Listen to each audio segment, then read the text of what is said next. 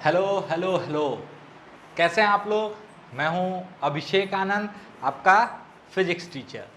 तो इस bridge course के 11th लेक्चर में आपका स्वागत है। लास्ट क्लास में हम लोग डिफरेंशिएशन के कुछ रूल्स और चेन रूल की बात कर रहे थे, और साथ में हम लोगों ने बोला था कि अगले क्लास में इंक्रीजिंग और डिक्रीजिंग फंक्शन की बात करेंगे और साथ में मैक्सिमा मिनिमा पे बात करेंगे। ऐसे डायरेक्टली आपको फार्मूला के तौर पे हम मैक्सिमा मिनिमा बता सकते हैं, जैसे एच सी वर्मा में दिया हुआ है, ठीक है। और फिजिक्स के लिए सफिशियंट है, कोई दिक्कत नहीं। बट हम चाहते हैं कि आप सिर्फ फार्मूला मत रटो, आप थोड़ा सा आइडिया लो कि मैक्सिमा मिनिमा की कहानी क्या है ना। तो आज मैं आपको इंक्रीजिंग फंक्शन, डिक्रीजिंग फंक्शन और उसके बाद मैक्सिमा और मिनिमा की कहानी सुनाता हूँ। तो स्टार्ट करें पक्का। और हाँ, आप होमवर्क जरूर करते जाएं। आप पेस एक तरफ से सारा पेस ट्राई कीजिए, ठीक है। आपको मिल रहा होगा प्रैक्टिस एक्सरसाइज सीट, उसका पीडीएफ नीचे लिंक में जुड़ा हुआ होगा, ठीक है। चलो, तो आज हम लोग बात करेंगे इंक्रीजिंग फंक्शन की। पहले सिंपल सा फंडा है कि इंक्रीजिंग फंक्शन का मतलब क्या।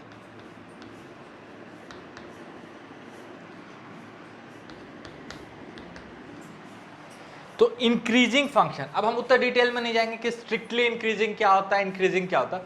सिंपली इंक्रीजिंग फंक्शन का मतलब होगा कि अगर आप x में बढ़ रहे हो तो करस्पॉन्डिंग y का वैल्यू बढ़ना चाहिए। मतलब अगर हम बोलते हैं कि y is a function of x, it can be any function, y can be sin x, y can be tan x, y can be mod sin x, any function. Here y is some function of x, ठीक है। y x का function. तो इसका कुछ graph draw करोगे। मान लो इसका graph ऐसा, ध्यान से सुनो, ऐसा कुछ ग्राफ, ठीक है सर, अच्छी बात। अब थोड़ा सा इसमें आइडिया लेते हैं कहां पे फंक्शन इंक्रीजिंग है और कहां पे फंक्शन डिक्रीजिंग है, और इंक्रीजिंग का मतलब क्या होता है और डिक्रीजिंग का मतलब क्या, ठीक है। अगर आप ध्यान से सोचो,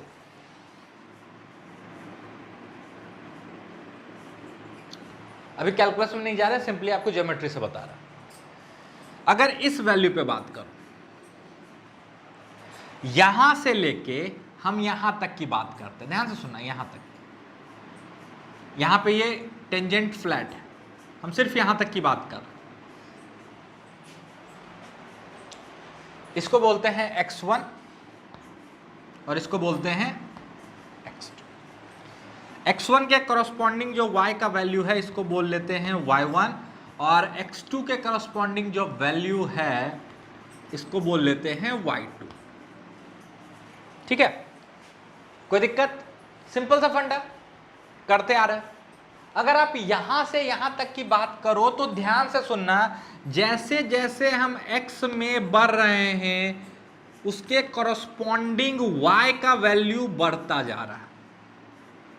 देखो ना, x में आगे जाने पे y बढ़ रहा, x में आगे जाने पे y बढ़ रहा। हाँ, कहीं कम बढ़ रहा है, कहीं ज्यादा बढ़ रहा है, अभी उसकी बात नहीं कर रहे हैं। कम बढ़ रहा है कि ज्यादा बढ़ रहा है अभी उसकी बात नहीं कर रहे हैं। अभी सिर्फ हम ये बता रहे हैं कि जैसे जैसे हम x में बढ़ रहे हैं कॉरस्पॉन्डिंगली y का वैल्यू भी बढ़ता जा रहा है। यानी अगर यहां से लेके यहां तक की बात करें तो यहां तक ये फंक्शन इंक्रीजिंग फंक्शन है। कैसा है? Increasing function. हम एक ही फंक्शन में आपको दोनों एग्जांपल दे रहे हैं कि फंक्शन इंक्रीजिंग भी हो सकता है और डिक्रीजिंग हो सकता है, एक ही फंक्शन, ठीक है। फिर देखो यहां से आप जैसे जैसे x का वैल्यू बढ़ाते हो तो ध्यान से देखना y का वैल्यू कम होता जा रहा है ना। x में तो आपको आगे ही चलना है, ठीक है, कम से कम एक डायरेक्शन तो आप फिक्स रखोगे। तो x में आगे चलने पे यहां से यहां तक में फंक्शन का वैल्यू यानी कॉरस्पॉन्डिंग y कोऑर्डिनेट घटता जा रहा है, तो इस पार्ट में फंक्शन डिक्रीजिंग है। कैसा है? Decreasing function. इस पार्ट में फंक्शन डिक्रीजिंग है। कोई दिक्कत? थोड़ा सा पीछे चलते हैं। हम एक चीज पढ़े थे कि dy बाई डी एक्स क्या देता है? तो ये देता है इंस्टेंटेनियस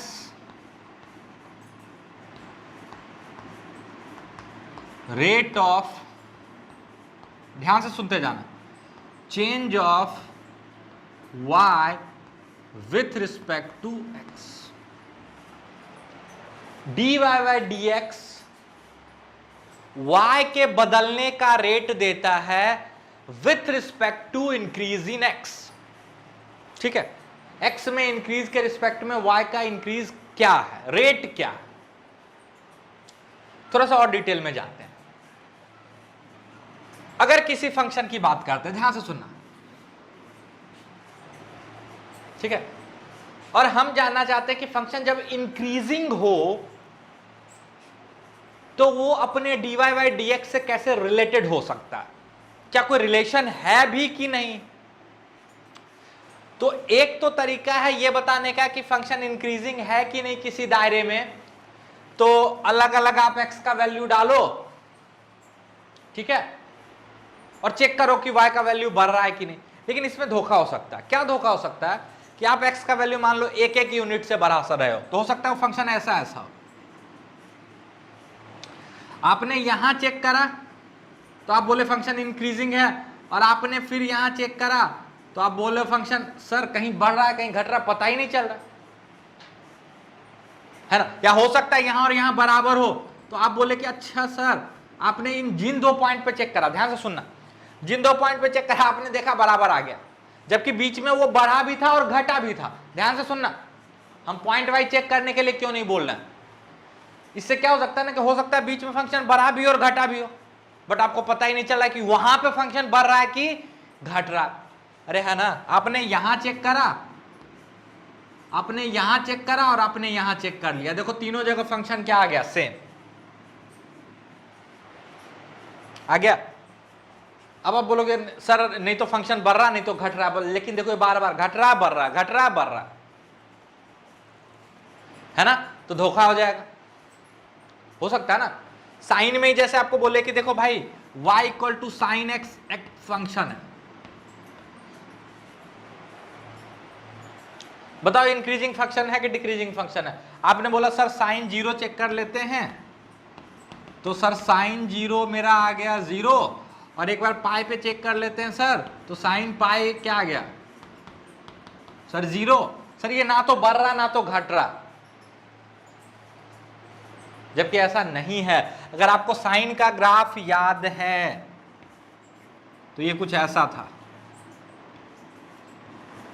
ये पाई बाय 2 था, वैल्यू 1 था, और ये पाई बाय 2 था, ये 0 था, ये पाई था। तो 0 से पाई बाय 2 के बीच में देखो ये बढ़ रहा है, और पाई बाय 2 से पाई के बीच में ये घट रहा है ना। 0 से पाई बाय 2 के बीच में ये बढ़ रहा है, और पाई बाय 2 से पाई के बीच में ये घट रहा है। तो 0 से पाई के बीच में इंक्रीजिंग फंक्शन है, और पाई बाय 2 से पाई के बीच में डिक्रीजिंग फंक्शन है। तो पॉइंट वाइज चेक करना तो बेवकूफी है। तो क्या करें, वापस आते हैं। Sir dy by d x देता है instantaneous rate of change of y with respect to x। dx very small change in x। dx है क्या? Very very small change in x, यानी x का फाइनल वैल्यू माइनस x का initial value. भले बहुत छोटा है लेकिन है तो चेंज, ठीक है। और dy क्या है? Final value of y minus initial value of y। भले ही बहुत छोटा चेंज है, बहुत छोटा चेंज है, बट है तो चेंज, और है भी बहुत छोटा। मतलब ये इंस्टेंटेनियस रेट ऑफ चेंज बता रहा है, उस जगह पे रेट ऑफ चेंज बता रहा है, मतलब उस जगह पे फंक्शन बढ़ रहा है कि घट रहा है। नहीं समझ में आया? dy by dx is the instantaneous rate of change of function with respect to x। हाँ सर, ये तो अच्छी बात है। यानी अगर हम यहां पे देखना चाहें कि फंक्शन बढ़ता हुआ है कि घटता हुआ, ठीक है, तो आप देखो, आप ऐसा समझो, ये मेरा x और y है, ये x है, ये y है। बिल्कुल ध्यान से सुनना, बिल्कुल ध्यान से सुनना। यहां मान लो हम चेक कर लिए x, ये मेरा x है, ठीक है, और इससे बहुत बहुत कम आगे क्या होगा, dx।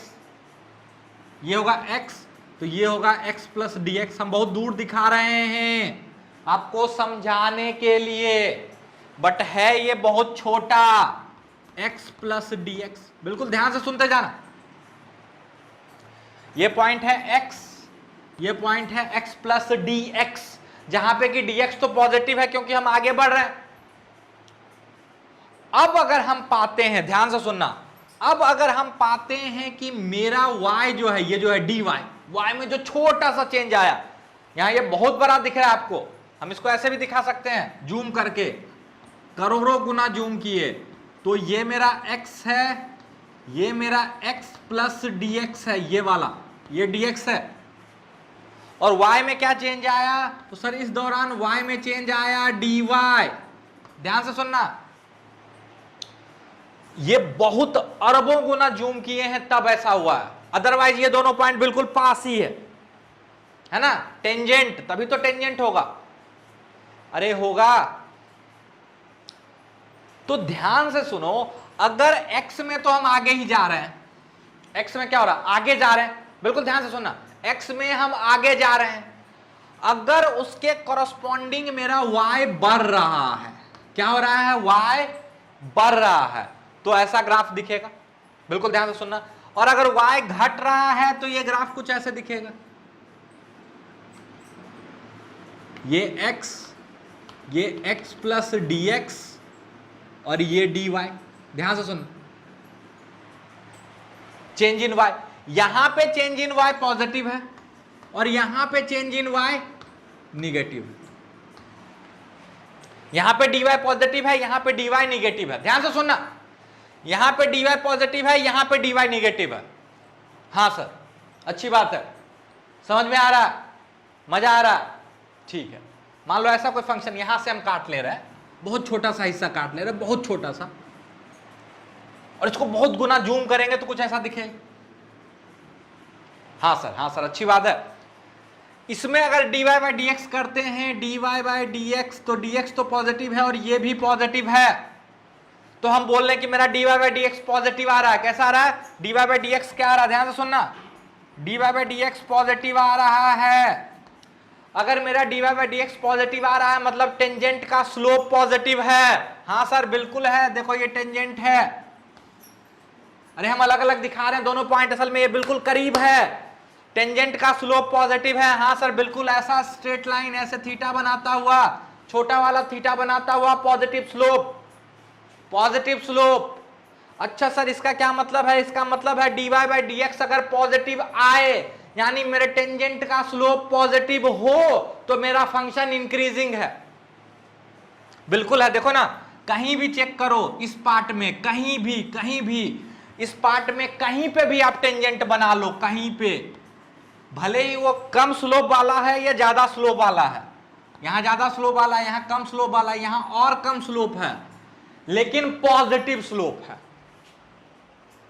कहीं ज्यादा स्लोप है, कहीं कम स्लोप है, लेकिन है पॉजिटिव स्लोप। फिर से सुनना, जब भी मेरा फंक्शन इंक्रीजिंग है तो कुछ ऐसा होगा, देखो है ना। अब कहीं पे टेंजेंट ड्रॉ करो, भले ही कहीं कम स्लोप पॉजिटिव है, कहीं ज्यादा पॉजिटिव है, लेकिन है कैसा, पॉजिटिव। यानी हर जगह पे कहीं पे भी अगर हम dy by d x calculate करते हैं तो ये कैसा आएगा, पॉजिटिव।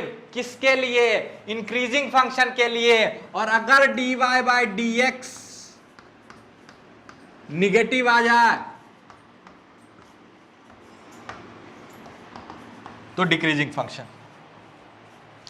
मतलब अगर कहीं पे पूछे, फंक्शन पे कहीं पे पूछ ले, अब आप तुरंत चेक करके बता सकते हो। देखो अब इसी पे आते हैं, y बराबर साइन x, तो dy बाई डी एक्स क्या है sir, dy by d x cos x है, कॉस x है।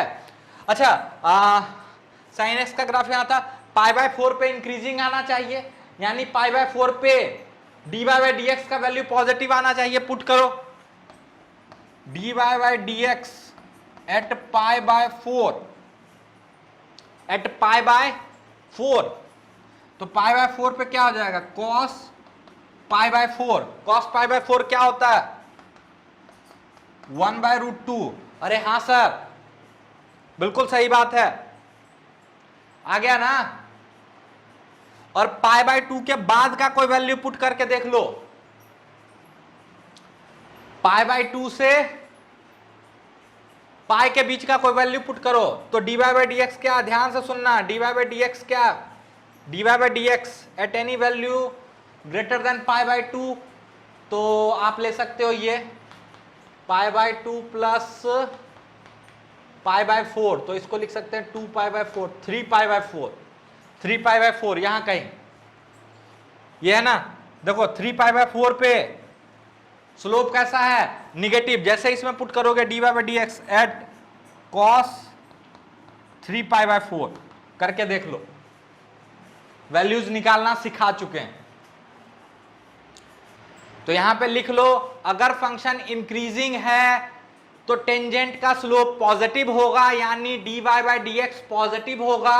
और अगर फंक्शन डिक्रीजिंग है तो टेंजेंट का स्लोप निगेटिव होगा, dy by d x negative होगा। ठीक है, नोट करो।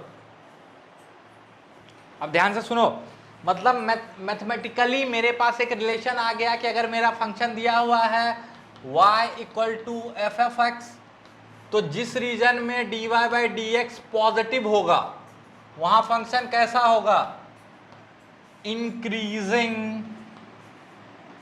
और dy by d x negative होगा तो फंक्शन कैसा होगा, decreasing. dy by d x है क्या भाई, तो sir dy by d x, ध्यान से सुनना, dy by d x is basically rate of change of y with respect to x, and dy by dx is also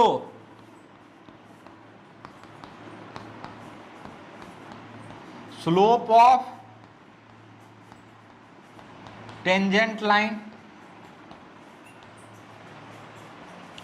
tangent line का slope भी dy by d x है, और dy by d x function के बढ़ने और घटने का rate भी है, rate of change of y with respect to x। ये फंक्शन के बढ़ने और घटने का रेट है। फंक्शन बढ़ रहा है, ध्यान से सुनिए, फंक्शन बढ़ रहा है मतलब फंक्शन इंक्रीजिंग है तो dy by d x positive होगा। फिर से सुन, अगर y is a function of x दिया हुआ है और dy by d x greater than 0 है, दैट मीन्स फंक्शन बढ़ रहा है, that means function is increasing. And if dy by d x is less than 0, that means function is decreasing, because dy by d x gives you rate of change of y with respect to x, and dy by dx also gives you slope of tangent line। तो जहां पे tangent line का slope positive है वहां function increasing है, और जहां पे टेंजेंट लाइन का स्लोप निगेटिव है वहां फंक्शन डिक्रीजिंग है।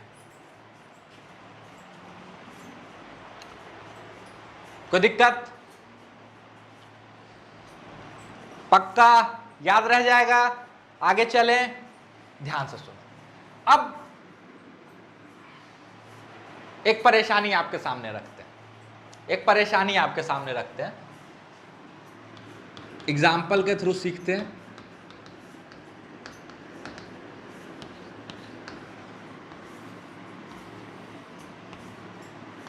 बिल्कुल ध्यान से सुनो, बिल्कुल ध्यान से सुनना, घबराना नहीं है। एक्स वाई, एक दूसरा ग्राफ है वाई एक्स, अलग अलग ग्राफ है, ठीक है। दो ग्राफ हम बना रहे हैं, एक ग्राफ ऐसा है, ठीक है, और एक ग्राफ ऐसा है।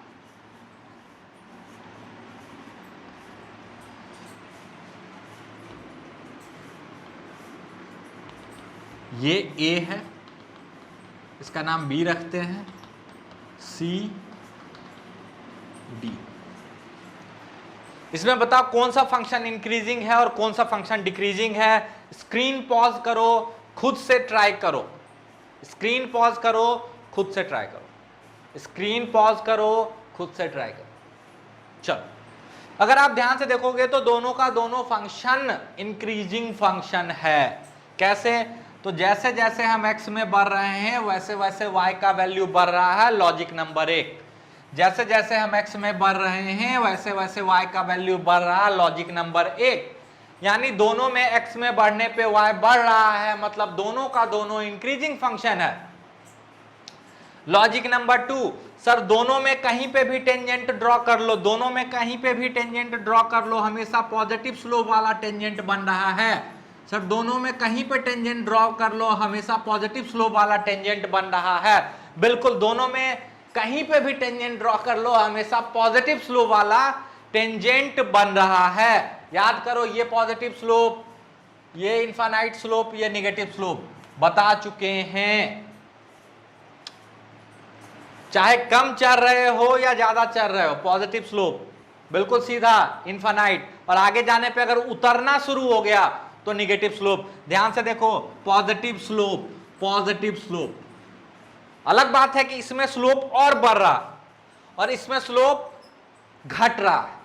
ध्यान से देखो, दोनों में बेसिक डिफरेंस क्या है। इसमें स्लोप भी बढ़ रहा, फंक्शन तो बढ़ ही रहा, फंक्शन तो बढ़ ही रहा, स्लोप भी बढ़ रहा। इसमें फंक्शन तो बढ़ रहा है बट स्लोप ज्यादा, कम, कम और कम। डिफरेंस समझ में आ रहा? अगर हम फर्स्ट डेरिवेटिव की बात करें तो हम बोलेंगे dy by dx is greater than 0 for this function and dy by dx is also greater than 0 for this function, क्योंकि दोनों में टेंजेंट का स्लोप पॉजिटिव है ना। dy by dx क्या देता है? Rate of change of y with respect to x।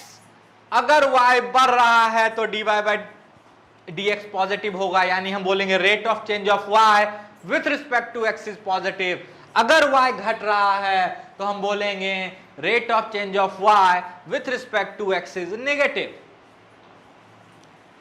यहां तक की बात समझ में आ रही है?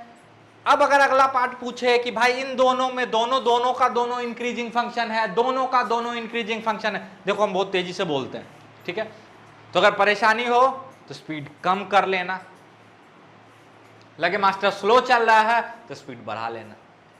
ये आपके हाथ में है ना, टेक्नोलॉजी का कमाल।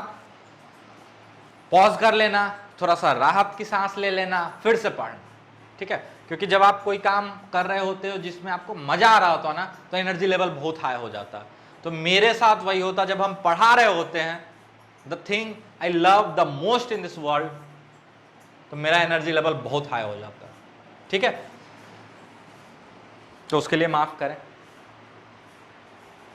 फिर से बात करते हैं, दोनों फंक्शन को अगर आप ध्यान से देखते हो तो दोनों में दोनों जैसे जैसे x को बढ़ा रहे हैं वैसे वैसे y बढ़ रहा है। That means dy by dx is greater than 0, rate of change of y with respect to x is greater than 0। दोनों में टेंजेंट का स्लोप पॉजिटिव है, दोनों में dy by dx पॉजिटिव है। लेकिन हम देख पा रहे हैं कि इसमें dy by dx क्या है? dy by dx is also slope। dy by dx is also slope, है कि नहीं है? तो देख रहे हैं कि भाई इसमें स्लोप बढ़ रहा है, फंक्शन तो बढ़ ही रहा, dy by dx भी बढ़ रहा। देखो ध्यान से सुनना, ध्यान से सुनना, अगर y बढ़ रहा है तो dy by dx पॉजिटिव है ना, अगर y बढ़ रहा है तो dy by dx पॉजिटिव है, लेकिन अगर स्लोप बढ़ रहा है x के साथ तो क्या हम ये नहीं लिख सकते हैं कि dm by dx भी positive? What is m? What is m? m is slope. अरे अगर y x के साथ बढ़ रहा है, ध्यान से सुनना, फंक्शन x के साथ बढ़ रहा है तो लिखते हैं dy by dx पॉजिटिव, और अगर स्लोप भी x के साथ बढ़ रहा है तो क्या हम नहीं लिख सकते हैं dm by dx is positive? जैसे जैसे x बढ़ा रहे हैं वैसे वैसे हम बढ़ रहा है। हाँ सर, बिल्कुल सही बात। अब बेसिक डिफरेंस क्या है, इसमें dy by dx greater than 0 है और साथ में इसमें dm by dx भी ग्रेटर देन 0, मतलब स्लोप भी बढ़ रहा। What is m? m is slope. तो what is dm by dx? तो rate of change of slope. What is dy by dx? तो rate of change of y। तो y बढ़ रहा है तो dy by dx पॉजिटिव, और slope बढ़ रहा है तो dm by dx पॉजिटिव। कुछ समझ में नहीं आया? वापस जाओ, रिवाइंड करो, फिर से देखो। dy by dx is the rate of change of y with respect to x। तो अगर y बढ़ रहा है तो dy by dx को पॉजिटिव आना पड़ेगा। ध्यान से सुनना, dy by dx is the rate of change of y with respect to x, और अगर y बढ़ रहा है तो dy by dx को पॉजिटिव आना पड़ेगा। उसी तरह अगर m बढ़ रहा है तो dm by dx को भी पॉजिटिव आना पड़ेगा। हाँ सर, आना पड़ेगा, बिल्कुल आना पड़ेगा। और इसमें अरे हम बिल्कुल आसान करेंगे, देखो बिल्कुल अलग तरीके से आपको बताएंगे। इसमें आप बोलोगे अच्छा सर इसमें dy by dx तो पॉजिटिव आएगा, लेकिन इसमें स्लोप घट रहा है सर, है तो पॉजिटिव लेकिन घट रहा। अरे स्लोप है पॉजिटिव लेकिन घट रहा। अब बोलोगे सर पॉजिटिव भी है घट भी रहा, बिल्कुल, पहले 8 फिर 7 फिर 6 फिर 5, है कि नहीं पॉजिटिव, और घट रहा है कि नहीं? हाँ सर, मतलब अगर बढ़ रहा फंक्शन तो उसके लिए तो लिख दिए dy by dx is greater than 0 because function is increasing, y is increasing, but slope is decreasing. मतलब इसमें क्या लिखना पड़ेगा? And dm by dx is less than 0, dm by dx is less than 0। हाँ सर, ये difference है दोनों में, है ना? तो यहां तक नोट डाउन करो, हम आपको इसको सेकेंड डेरिवेटिव के फॉर्म में लिख के दिखाएंगे, ठीक है? यहां तक जल्दी से नोट डाउन करो, स्क्रीन पॉज करो, नोट डाउन करो। चलो चलो चलो चलो चलो, मजा आ रहा है, मजा आ रहा है। अच्छा फिर से आता थोड़ा सा, m क्या था भाई? तो m था मेरा स्लोप, और व्हाट इज m? तो m is basically dy by dx। अच्छा सर, हाँ सर, अच्छी बात है सर। अगर हम dm by dx की बात करें, dm by dx which is rate of change of slope, rate of change of slope, तो इसको ऐसे भी तो लिखा जा सकता है, ध्यान से देखना, dy by dx, और m क्या है? तो m तो सर dy by dx है। अरे m एक्चुअली में क्या है? dy by dx, यानी ये बेसिकली y का डबल डेरिवेटिव है ना?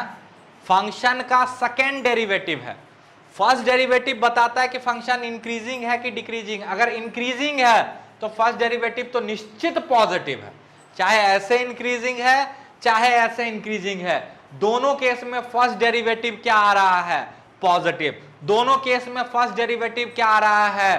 पॉजिटिव। मतलब अगर फंक्शन इंक्रीजिंग है, अगर y और x का फंक्शन है, ध्यान से सुनना, अगर y x का फंक्शन है, चाहे कैसे भी इंक्रीज कर रहा हो, चाहे ऐसे इंक्रीज कर रहा हो या ऐसे इंक्रीज कर रहा हो, दोनों केस में dy by dx तो पॉजिटिव आएगा। मतलब अगर फंक्शन इंक्रीजिंग है तो फर्स्ट डेरिवेटिव पॉजिटिव आना ही है। लेकिन अगर फंक्शन इस तरह से इंक्रीजिंग है, इसको क्या बोलते हैं वो भी समझाएंगे। तो dm बाई डी एक्स क्या है, सेकेंड डेरिवेटिव, इसको क्या लिख सकते हो, d two y by d x square, second derivative है ना। What is this, this is second derivative. नहीं समझ में आया, पिछले क्लास का वीडियो देख, इसका मतलब आप पिछले क्लास को अटेंड नहीं किए हो। अगर नहीं समझ में आ रहा है तो पिछले क्लास का वीडियो देखो, बिल्कुल डिटेल में पढ़ा है हायर ऑर्डर डेरिवेटिव, कहीं कोई कंफ्यूजन नहीं छोड़ रहे हैं, है ना। तो वो देखो, मतलब ये सेकेंड डेरिवेटिव, इसमें भी और इसमें भी, दोनों में first derivative dy by d x positive होगा, चाहे इसमें चाहे इसमें। क्यों, क्योंकि दोनों फंक्शन इंक्रीजिंग है। लेकिन एक में स्लोप बढ़ रहा है, स्लोप बढ़ रहा है तो dm by d x positive, rate of change of slope is positive. And what is dm by d x, it is basically the second derivative, it is basically the second derivative. मतलब इसमें second derivative positive और इसमें second derivative negative, इसमें second derivative positive और इसमें second derivative negative. क्या अंतर है दोनों में बेसिक, तो बेसिक अंतर यह है, ध्यान से सुनना,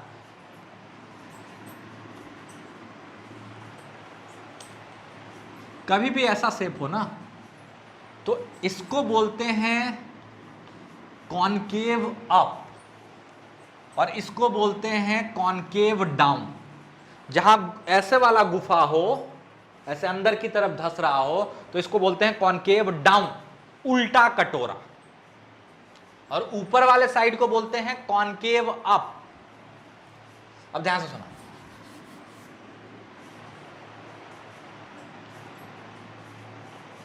हाँ फिर से बोलते हैं,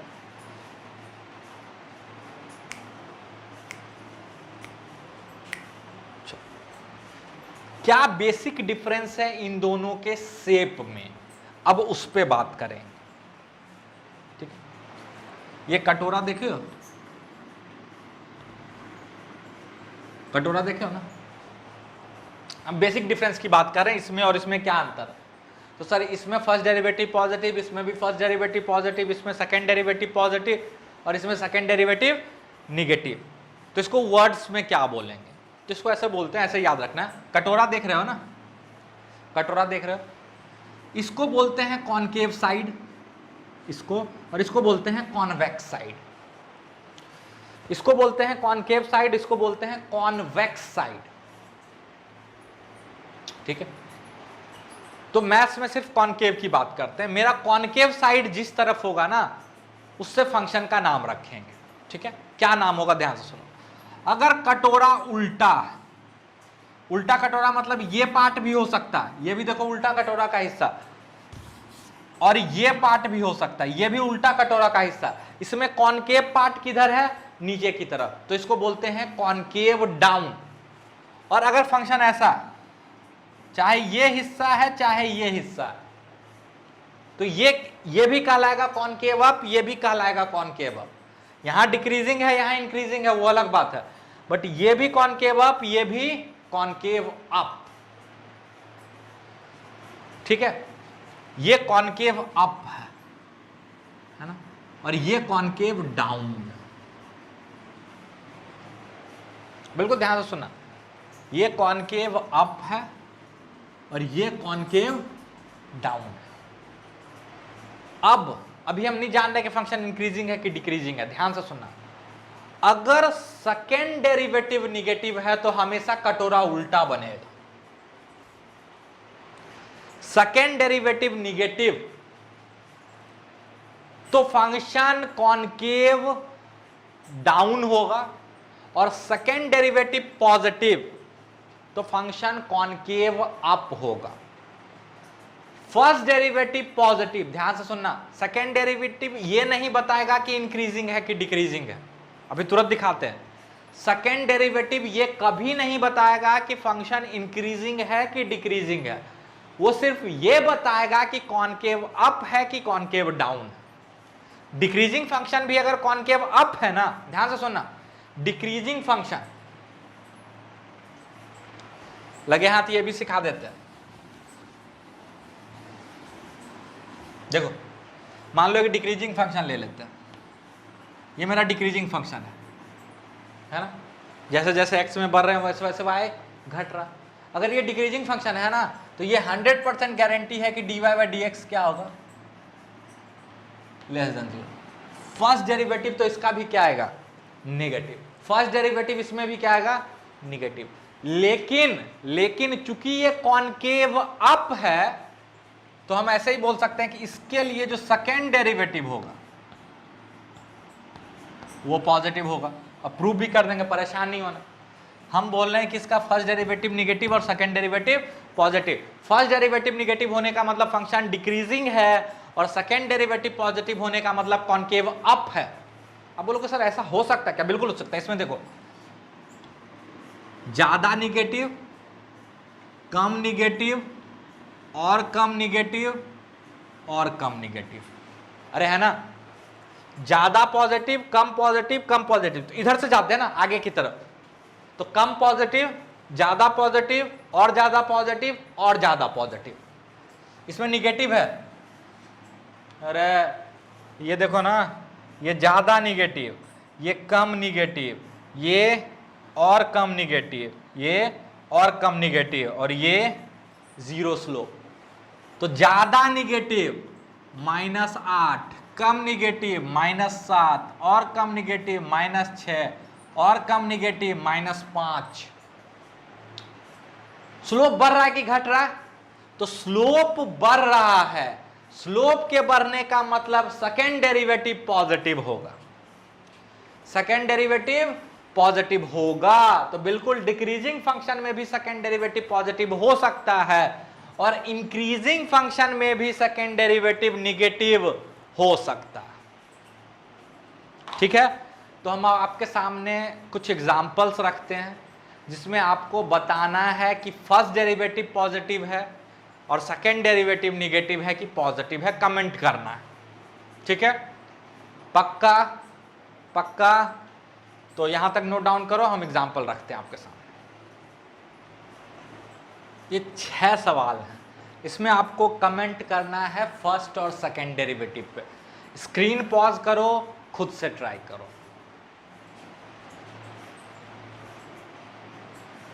चलो, इंक्रीजिंग फंक्शन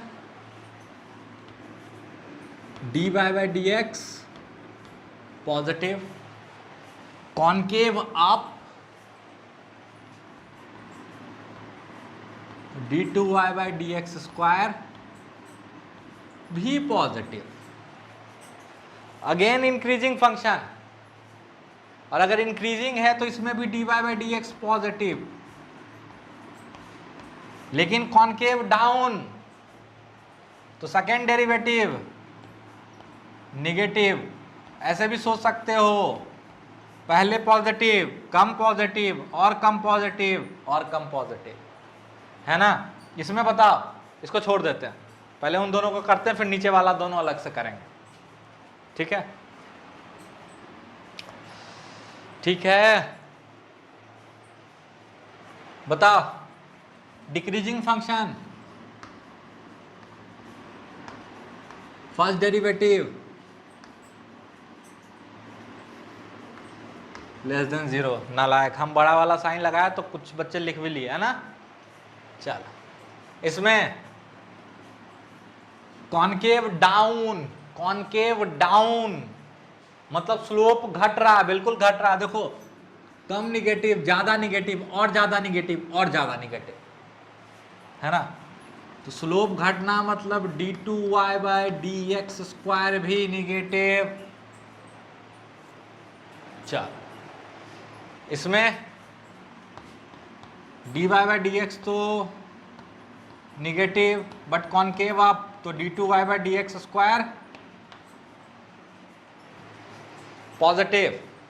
ठीक है, इन दोनों में बताओ। सर ये तो इंक्रीजिंग है, पॉजिटिव स्लोप, बिल्कुल सही।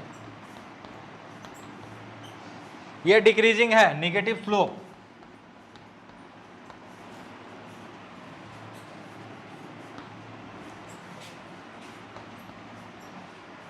सेकेंड डेरिवेटिव बताओ। अच्छा सर, सेकेंड डेरिवेटिव मतलब स्लोप बढ़ रहा है कि घट रहा है? सर इसमें तो स्लोप ना तो बढ़ रहा है ना तो घट रहा है। देखो सर, जितना स्लोप यहां उतना ही स्लोप यहां उतना ही यहां, अरे सेम ही लाइन है ना, मतलब स्लोप में कोई चेंज नहीं आ रहा है, मतलब स्लोप कांस्टेंट है, भले पॉजिटिव है बट कांस्टेंट है। तो कोई चीज कांस्टेंट हो तो उसका डिफरेंशिएशन जीरो, यानी इसका सेकेंड डेरिवेटिव जीरो, और इसका सेकेंड डेरिवेटिव जीरो। क्या है सेकेंड डेरिवेटिव? जीरो। हाँ सर, बिल्कुल सर, ठीक है। फंक्शन कांस्टेंट नहीं है, फंक्शन इंक्रीजिंग है, फंक्शन डिक्रीजिंग है, लेकिन फंक्शन का स्लोप का जो है ना वो कांस्टेंट है। इसमें स्लोप कांस्टेंट है, इसमें स्लोप कांस्टेंट है, इसमें पॉजिटिव कांस्टेंट है, इसमें नेगेटिव कांस्टेंट है ना। तो अब आप क्या क्या लिख लोगे? पहले तो यहां तक नोट डाउन करो, स्क्रीन पॉज करो, नोट डाउन करो। एक बार हम इसको समराइज कर देते हैं, ठीक है, अगले लेक्चर में। अब इसको लंबा नहीं खींच रहे हैं, ठीक है। आप लोग छोटे बच्चे हो, अभी 10वीं पास करके आए हो, है ना, परेशान हो जाओगे, तो इसको लंबा नहीं करें। कल वाले क्लास में हम लोग मैक्सिमा मिनिमा करेंगे और इंटीग्रेशन को इंट्रोड्यूस करेंगे। किसको करेंगे? इंटीग्रेशन को इंट्रोड्यूस करेंगे साथ में, ठीक। आज थोड़ा सा एक चीज आपको बता देते हैं कि डिटर्मिनेंट को कैसे सॉल्व करते हैं, ठीक है। मैक्सिमा मिनिमा बिल्कुल अलग है और डिटर्मिनेंट बिल्कुल अलग है।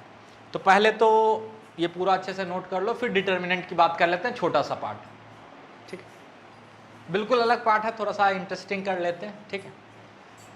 तो बस हम डिटर्मिनेंट को सॉल्व करना सिखा रहे हैं, बाकी उसके बारे में और कुछ नहीं बता रहे आपको, ठीक है। याद रखिएगा जो बता रहे हैं, जो तरीका, बस उसको फॉलो करना। डिटर्मिनेंट,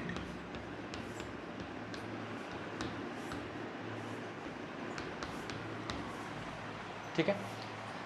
डिटर्मिनेंट जब भी होगा तो उसमें रो और कॉलम का नंबर बराबर होगा। एक चीज होता है मैट्रिक्स, उसमें रो कॉलम बराबर हो जरूरी नहीं है, बट डिटर्मिनेंट में हमेशा बराबर होगा, ठीक है। ये कुछ ऐसा दिखेगा, ध्यान से सुना। ऐसे दो डंडा होगा, यहाँ A, यहाँ B, यहाँ C, यहाँ D। ध्यान से सुना, यहाँ A, यहाँ B, यहाँ C, यहाँ D। हाँ सर, अच्छी बात, A B C D। देखो, दो रो दो कॉलम, है ना। इसका जो वैल्यू होता है, अपने तरफ से कोई दिमाग नहीं लगाओगे, जो हम बोल रहे हैं वही होता है। इसका वैल्यू होता है this multiplied by this a b minus this multiplied by this, sorry a d into c b. बिल्कुल ऐसे ही लिखोगे और कोई कंफ्यूजन नहीं होना चाहिए। इसको बोलते हैं 2 इंटू 2 डिटर्मिनेंट, ठीक है, दो रो दो कॉलम, ठीक है। और इसका आंसर आएगा a d minus c b. यानी अगर हम आपके पास ऐसे लिख दें 1 8 9 4, तो इसका वैल्यू क्या होगा? इसका वैल्यू होता है, एक पर्टिकुलर वैल्यू होता है। क्या होता है सर वो वैल्यू? तो वो वैल्यू होता है this multiplied by this, left से राइट वाला, ठीक है। ये नहीं कि पहले इसको कर लिए। तो 1 इंटू 4, 4 माइनस 9 इंटू 8 72, इसका आंसर है माइनस 68, ठीक है। आप खुद से ट्राई करो। 2 माइनस 3 4 8, 2/2 सॉल्व करना बहुत आसान है। This multiplied by this 2 into 8 minus this multiplied by this minus 3 into 4, तो 16 जोड़ 12 28, ठीक है। एक और खुद से कर लेना आप। -2 1 -4 3, जल्दी से ट्राई करो, स्क्रीन पॉज करो, ट्राई करो। This multiplied by this -6 minus this multiplied by this -4, तो -6 + 4 -2। ठीक है, यहां तक नोट डाउन करो जल्दी से। अब एक ये डिटर्मिनेंट है, 3/3 हम आपको सिखा देंगे तो आगे का आप अपने आप सीख जाओगे। ठीक है, एक बार 3/3 सिखा दिए तो 4/4 5/4 सब कर लोगे, सब टाइम पास है ना। अब क्या है, इसको कैसे करें सर? 2 वाला में तो समझ में आ रहा है, this into this minus this into this. इसको कैसे करें, ध्यान से सुनना। डिटर्मिनेंट को किसी भी रो या किसी भी कॉलम के अलोंग एक्सपेंड किया जा सकता है। किसी भी रो, किसी भी कॉलम के अलोंग एक्सपेंड किया जा सकता है। किसी भी रो, किसी भी कॉलम के अलोंग एक्सपेंड किया जा सकता है। इसका क्या मतलब है, पहले तो वो सीखेंगे। अच्छा, इसके लिए सबसे पहले क्या करो, इसका जो ओरिजिनल साइन होगा ABCD का, उसके साथ कोई छेड़खानी नहीं करनी है। ऊपर में सब में साइन लगाओ, प्लस से शुरू करोगे और अल्टरनेट चलोगे। प्लस, बिल्कुल अल्टरनेट चलना, plus minus, plus minus, plus minus, plus minus, plus, ये लगा के छोड़ दो। ठीक है, सब में अल्टरनेट। और ये गोल वाले के साथ ओरिजिनल साइन में कोई चेंज नहीं करना है। अब इसको किसके अलोंग एक्सपेंड करना है, ये आपकी मर्जी। फर्स्ट रो के अलोंग कर सकते हो, सेकेंड रो के अलोंग कर सकते हो, थर्ड रो के along, first column, second column, third column. हम 1-2 करके दिखाते हैं और सबका आंसर सेम आएगा। इसमें सॉल्व करने की जरूरत नहीं, ABCD है, परेशान हो जाओगे। नंबर से कर लेना, सेम आएगा, नंबर भी डालेंगे हम। ठीक है, इसका क्या मतलब है, ध्यान से सुना। पहले हम करते हैं फर्स्ट रो के अलोंग। फर्स्ट रो के अलोंग करेंगे तो बस फर्स्ट रो, ये नहीं कि फर्स्ट के अलोंग भी कर दिए, सेकंड के अलोंग भी कर दिए, थर्ड के अलोंग भी कर दिए, गलत आएगा आंसर। फर्स्ट रो तो मतलब सिर्फ फर्स्ट रो, सेकंड रो मतलब सेकंड रो, थर्ड रो मतलब थर्ड रो। ठीक है, ध्यान से सुनो। मान लो हम फर्स्ट रो के अलोंग कर रहे हैं। ठीक है, ए से स्टार्ट करना है, ए के आगे में ये एक्स्ट्रा साइन रखना जो ऊपर में लगाए। ठीक है, तो क्या होगा, ये प्लस, और ए का जो साइन है वो तो रहने ही देना, वो मत चेंज करना, ए। ठीक है, ए अगर माइनस है तो माइनस है, प्लस है तो प्लस। इसमें मल्टीप्लाई हो जाएगा एक 2/2 का डिटर्मिनेंट। अब बोलोगे सर यहां तो 3/3 है, बिल्कुल। अब ए में मल्टीप्लाई होगा एक 2/2, और 2/2 तो सॉल्व करना आता है। सर कौन सा 2/2 होगा, तो ध्यान से सुनना। ए ले रहे हो ना, तो ए जहां है इसको और इसको गायब कर दो, भूल जाओ। यानी ए लिए तो ये मरा और ये मरा। अच्छा सर ये 2/2। अब इसमें प्लस माइनस साइन नहीं देखने का है ना, इसके प्लस माइनस साइन से कोई मतलब नहीं है। मतलब अच्छा तरीका तो ये होगा, ये तो हम सब में लगा दिए ना। एक अच्छा तरीका जो हमको पसंद है, सिर्फ उसी में प्लस माइनस लगाओ, सिर्फ उसी में प्लस माइनस लगाओ जिसके अलोंग एक्सपेंड कर रहे हो, ताकि कोई कंफ्यूजन नहीं हो। लेकिन बच्चे क्या गलती करते हैं ना, अगर यहां से शुरू किए ना तो यहां से प्लस माइनस लगाते, नहीं, शुरू तो यहीं से हो। ठीक है, तो कंफ्यूजन ना हो इसलिए ये वाला हम हटा दें, क्योंकि हम फर्स्ट के अलोंग ही कर रहे हैं, तो ये हटा देते। नहीं तो बच्चे इसको भी इंक्लूड कर लेते हैं और बोलते हैं सर गड़बड़ हो गई। अब देखो ना 2/2 बच रहा है, देखो जैसे ही इसको गायब करोगे ना तो एक 2/2 बच रहा है, EFHI। इसको तो सॉल्व करना आता है। अगले पे चलेंगे। अब -b, b का जो साइन है वो तो रहने ही देना, +a -b। अब इसमें मल्टीप्लाई में है ये b, ये मरा, देखो ये और ये 2/2, dg एफ आई, आगे चलें, प्लस सी। ये तो प्लस माइनस एडिशन सबट्रैक्शन का है, लेकिन ये मल्टीप्लाई में ए के साथ मल्टीप्लाई है, बी के साथ मल्टीप्लाई है, सी के साथ मल्टीप्लाई है। अभी समझ में आ जाएगा जब नंबर से करेंगे ना।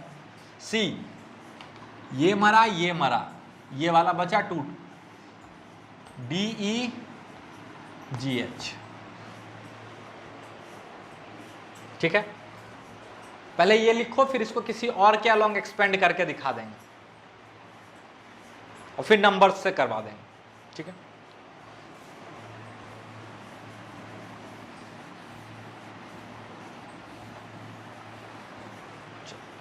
मान लो यही है ABC DEF GHI, ठीक है। हमको मान लो इसके अलोंग करना है, इसके अलोंग या इसके अलोंग, सेकेंड कॉलम के अलोंग कर लेते हैं, ठीक है। तो यहां पे बच्चे गड़बड़ करते हैं, वो क्या करते हैं ना, सेकेंड कॉलम तो प्लस माइनस प्लस, नहीं, शुरू तो यहीं से होगा, प्लस माइनस। अब कर लो प्लस माइनस अल्टरनेट कर लेंगे, बाकी में कंफ्यूजन नहीं हो, इसको हटा देते हैं, ठीक है। अब इसके अलोंग एक्सपेंड कर रहे हैं, ठीक है। फिर वही कहानी, माइनस बी। अब बी किस में है, जिस रो जिस कॉलम में है उसको मार दो, ये तो गया, बचा DGFI। अगला क्या है, प्लस ई,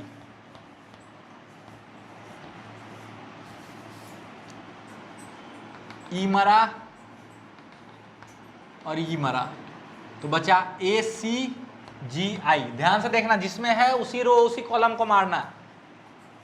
तो ये मरा, ये है ACGI, और H में क्या लगा हुआ, माइनस, तो माइनस H। ये मरा, तो ACDF,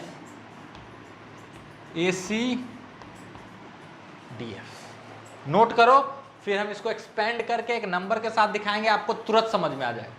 इसको नोट करो जल्दी से। ये जो स्क्रीन पे दिख रहा है, इसको पहले खुद से एक बार सॉल्व करने की कोशिश करो, जो हम बताए हैं उसमें पुट करके। नहीं आ रहा है तो फिर मेरा सॉल्यूशन देखो। पहले फर्स्ट रो के अलोंग कर लेते हैं, किसी के अलोंग कर सकते हो, ठीक है। पहले फर्स्ट रो के अलोंग कर लेते हैं, तो प्लस माइनस प्लस, बाकी में लगाने की जरूरत नहीं है, किसी और के अलोंग करना होगा तो लगा लेना, ठीक है। +2